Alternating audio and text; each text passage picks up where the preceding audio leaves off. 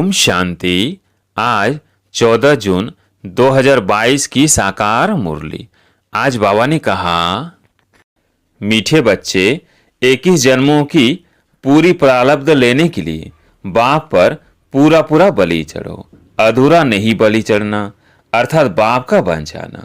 प्रश्न, किस गुह्य बात को समझने के लिए बेहद की बुद्धि चाहिए? उत्तर, यह बेहद का बना बनाया ड्रामा है। जो पास्ट हुआ वो ड्रामा, अब यह ड्रामा पूरा होता है। हम घर जाएंगे, फिर नए सिर पाठ शुरू होगा। यह गुह्य बातें समझने के लिए बेहद की बुद्धि चाहिए। बेहद रचना का ज्ञान बेहद का बाप ही देते हैं। दूसरा प्रश्न, मनुष्य किस बात में हाय हाय कर रड़ी मारते हैं और तुम बच्चे खुश होते हो? उत्तर, अज्ञानी मनुष्य थोड़ी सी बीमारी आने पर रड़ी मारते, तुम बच्चे खुश होते, क्योंकि समझते हो यह भी पुराना हिसाब किताब चुकतू हो रहा है। गीत है, तूने रात गंवाई सो के। ओम शांति। वास्तव में ओम शांति कहने की भी जरूरत नहीं है, परंतु कुछ न कुछ बच्चों को समझाना ही होता है, परिचय देना होता है। आजकल बहुत है जो ओम शांति जपते रहते हैं, अर्थ तो समझते नहीं। ओम शांति, हम आत्मा का स्वधर्म शांत है, यह तो ठीक है, परंतु फिर ओम शिवोहम भी कह दिया है, वह फिर रॉन्ग हो गया। वास्तव में इन गीतों आदि की भी जरूरत नहीं है। दुनिया में आजकल कनरस बहुत है, इन सभी कनरस में फायदा कुछ नहीं है। मन रस तो अभी ही आता है। एक बात का बाप बच्चों को सम्मुख बैठ समझाते हैं, कहते हैं तुमने भक्ति तो बहुत की, अब भक्ति की रात पूरी हो, प्रभात हो रही है। प्रभात का बहुत महत्व है। प्रभात के समय बाप को याद करना है। प्रभात के समय भक्ति भी बहुत करते हैं, माला भी जपते हैं। यह भक्ति मार्ग की रस्म चली आती है। बाप कहते हैं, बच्चे, यह नाटक पूरा होता है, फिर चक्र रिपीट होता है। वह तो भक्ति की दरकार नहीं। खुद ही कहते हैं भक्ति के बाद भगवान मिलता है। भगवान को याद करते हैं क्योंकि दुखी है। जब कोई आफत आती है, वह बीमार पड़ते हैं, तो भगवान को याद करते हैं। भक्त ही भगवान को याद करते हैं। सतयुग त्रेता में भक्ति होती नहीं तो सारा भक्ति कल्ट हो जाए। भक्ति, ज्ञान और बाद में है वैराग्य। भक्ति के बाद फिर है दीन। दीन कहा जाता है नई दुनिया को। भक्ति, ज्ञान, वैराग्य अक्षर ठीक है। वैराग्य किसका? पुरानी दुनिया, पुराने संबंध आदि से वैराग्य चाहते हैं। हम मुक्ति धाम में बाबा के पास जावे। भक्ति के बाद हमको भगवान जरूर मिलना है। भक्तों को ही भगवान बाप मिलता है। भक्तों को सदगति देना भगवान का ही काम है और कुछ करना नहीं है, सिर्फ बाप को पहचानना है। बाप है इस मनुष्य सृष्टि झाड़ का बीज। इसको उल्टा झाड़ कहते हैं। बीज से झाड़ कैसे निकलता है, यह तो बड़ा सहज है, अभी तुम जानते हो। यह वेद शास्त्र ग्रंथ आदि पढ़ना, जब तब करना, यह सब भक्ति मार्ग है। यह कोई भगवान को पाने का सच्चा मार्ग नहीं है। सच्चा मार्ग तो भगवान ही दिखलाते हैं। मुक्ति जीवन मुक्ति का तुम जानते हो। अब ड्रामा पूरा होता है, जो पास्ट हुआ सो ड्रामा। इसे समझने में बड़ी बेहद की बुद्धि चाहिए। बेहद का मालिक ही सारी सृष्टि के आदि मध्य अंत का बेहद का ज्ञान देते हैं। उसको कहा जाता है ज्ञानेश्वर रचयिता। ज्ञानेश्वर अर्थात ईश्वर में ज्ञान है। इसको कहते हैं रूहानी spiritual knowledge, God fatherly knowledge. तुम भी गॉड फादरली स्टूडेंट बने हो। भगवानुवाच, तुमको राजयोग सिखलाता हूँ, तो भगवान टीचर भी ठहरा, तुम स्टूडेंट भी हो, बच्चे भी हो। बच्चों को दादे से वर्षा मिलता है, यह तो बड़ी सहज बात है। बच्चा अगर लायक नहीं है तो बाप लात मारकर निकाल देते हैं। धंधे आदि में जो अच्छे मददगार होते हैं, उनका ही हिस्सा लगता है। तो तुम बच्चों का भी दादे की मिल्कियत पर हक है। वह है निराकार। बच्चे जानते हैं हम अपने दादे से वर्षा ले रहे हैं, वही ईश्वर की स्थापना करते हैं। नॉलेज फुल है। ब्रह्मा विष्णु शंकर को पतित पावन नहीं कहेंगे, वह तो देवताएं हैं। उनको सदगति दाता नहीं कहेंगे, वो एक ही है। याद भी सभी एक को ही करते हैं। बाप का पता न होने के कारण कह देते हैं कि सब में परमात्मा है। अगर कोई साक्षात्कार हो जाता है तो समझते हैं हनुमान ने दर्शन कराया। भगवान तो सर्वव्यापी हैं। कोई भी चीज में भावना रखो तो साक्षात्कार हो जाता है। यह तो पढ़ाई की बात है। बाप कहते हैं मैं बच्चों को आकर पढ़ाता हूँ। तुम देखते भी हो कैसे पढ़ाते हैं। जैसे और टीचर होते हैं बिल्कुल साधारण रीति पढ़ाते हैं। बैरिस्टर होगा तो आप समान बैरिस्टर बनाएगा। यह तो तुम ही जानते हो कि इस भारत को स्वर्ग किसने बनाया और भारत में रहने वाले सूर्यवंशी देवी देवताएं कहाँ से आए। मनुष्यों को बिल्कुल पता नहीं है। अभी है संगम, तुम संगम पर खड़े हो, दूसरा कोई संगम पर नहीं है। ये संगम का मेला देखो कैसा है। बच्चे आए हैं बाप से मिलने। ये मेला ही कल्याणकारी है। बाकी और जो भी कुंभ के मेले आदि लगते हैं उनसे कोई प्राप्ति नहीं। सच्चा सच्चा कुंभ का मेला कहा जाता है संगम को। गाते हैं आत्मा परमात्मा अलग रहे बहुकाल। फिर सुंदर सुहावना मेला कर दिया है। ये समय कितना अच्छा है। ये संगम का समय कितना कल्याणकारी है, क्योंकि इस समय सबका कल्याण होता है। बाप आकर सबको पढ़ाते हैं, वह निराकार। बाप आकर सबको पढ़ाते हैं, वह निराकार। स्टार लिंग रूप रखा है समझाने के लिए। बिंदी रखने से कुछ समझ ना सके। तुम समझा सकते हो आत्मा एक स्टार है, बाप भी स्टार है। जैसे आत्मा वैसे परम पिता परमात्मा, फर्क नहीं है। तुम्हारी आत्माएं भी नंबरवार है। कोई की बुद्धि में कितनी नॉलेज भरी हुई है, कोई की बुद्धि में कितनी। अभी तुम समझते हो हम आत्माएं कैसे 84 जन्म भोगते हैं। हर एक को अपना हिसाब किताब भोगना ही पड़ेगा। कोई बीमार पड़ते हैं, हिसाब चुकतो करना है। ऐसे नहीं ईश्वरी संतान को यह भोगना क्यों होती है। बाप ने समझाया है बच्चे जन्म जन्मांतर के पाप है।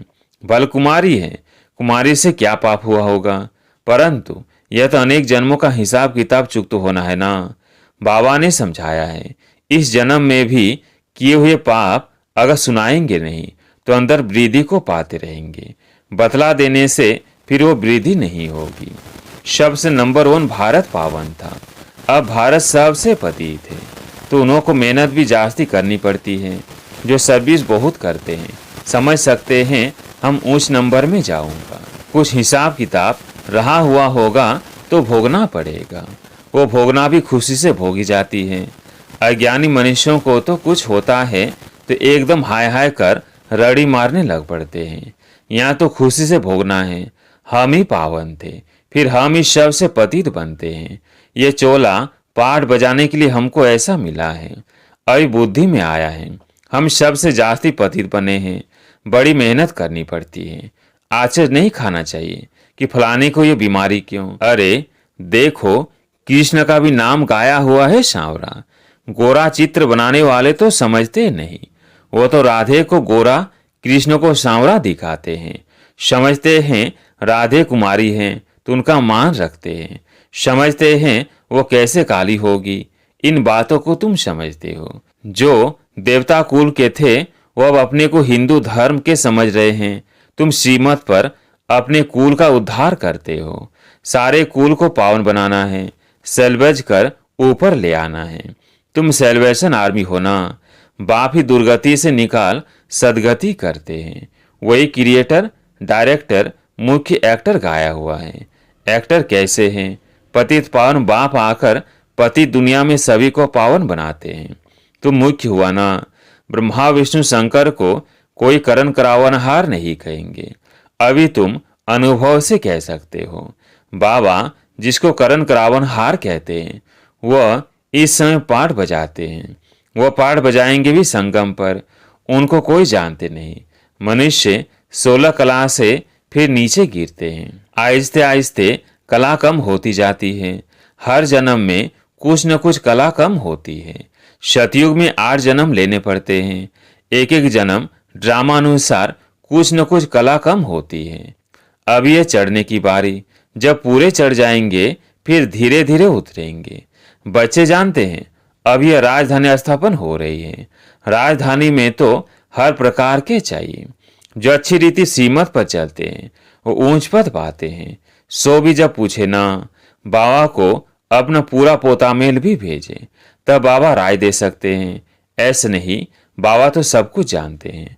वो तो सारी दुनिया के आदि मध्य अंत को जानते हैं। एक एक ही दिल को तो नहीं पैर जानेंगे, वो नॉलेज फुल है। बाबा कहते हैं मैं आदि मध्य अंत को जानता हूँ, तब तो बताता हूँ कि तुम ऐसे ऐसे गिरते हो फिर ऐसे चढ़ते हो। ये पाठ भारत का है। भक्ति तो सब करते हैं। जो सबसे जास्ती भक्ति करते हैं उनको पहले सदगति मिलनी चाहिए। पूज्य थे, फिर 84 जन्म भी उन्होंने लिए। भक्ति भी उन्होंने की है नंबर वार। भल इस समय जन्म मिला है, परंतु आगे जन्म के पाप तो है ना, वह करते हैं याद के बल से। याद ही डिफिकल्ट है। तुम्हारे लिए बाबा कहते हैं तुम याद में बैठो तो निरोगी बनेंगे। बाबा से वर्षा मिलता है, सुख शांति पवित्रता का। निरोगी काया या बड़ी आयु भी मिलती है सिर्फ याद से।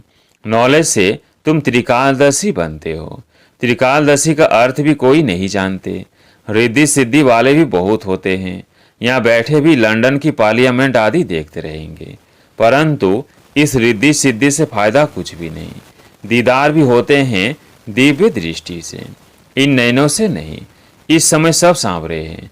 तुम बलि चढ़ते हो अर्थात बाप का बनते हो। बाबा भी बलि चढ़ा पूरा। जो अधूरे बलि चढ़ते हैं तो मिलता भी अधूरा है। बाबा भी बलि चढ़ाना, जो कुछ था बलि चढ़ा दिया। जितने सब बलि चढ़ते हैं उनको एक ही जन्मों के लिए प्राप्ति होती है। इसमें जीवघात की बात नहीं। जीवघाती को महापापी कहा जाता है। आत्मा अपने शरीर का घात करे यह तो अच्छा नहीं है। मनुष्य दूसरे का गला काट लेते हैं, ये अपना काट लेते हैं, इसलिए जीवघाती महापापी कहा जाता है। बाप मीठे मीठे बच्चों को कितना अच्छी रीति समझाते हैं। तुम जानते हो कल्प कल्प कल्प के संगम युगे इस कुंभ के मेले में आते हैं। यह वही मात पिता है। कहते हैं बाबा आप ही हमारे सब कुछ हो। बाबा ही कहते हैं हे बच्चे तुम आत्माएं हमारे हो। तुम बच्चे जानते हो शिव बाबा आया हुआ है कल पहले मुआफिक। जिन्होंने पूरे 84 जन्म लिए हैं उन्हों को श्रृंगार कर रहे हैं। तुम्हारी आत्मा जानती है बाबा नॉलेज फुल पति तो पावन है। वो हमको अभी सारी नॉलेज देते हैं। वही ज्ञान का सागर है। इसमें शास्त्रों की कोई बात नहीं। यहाँ तो देह सहित सब कुछ भूल अपने को आत्मा समझना है। एक बाप के बने हो तो सब भूल जाना है और संग बुद्धि योग तोड़ एक संग जोड़ना है। गाते भी हैं हम तुम्हारे संग ही जोड़ेंगे।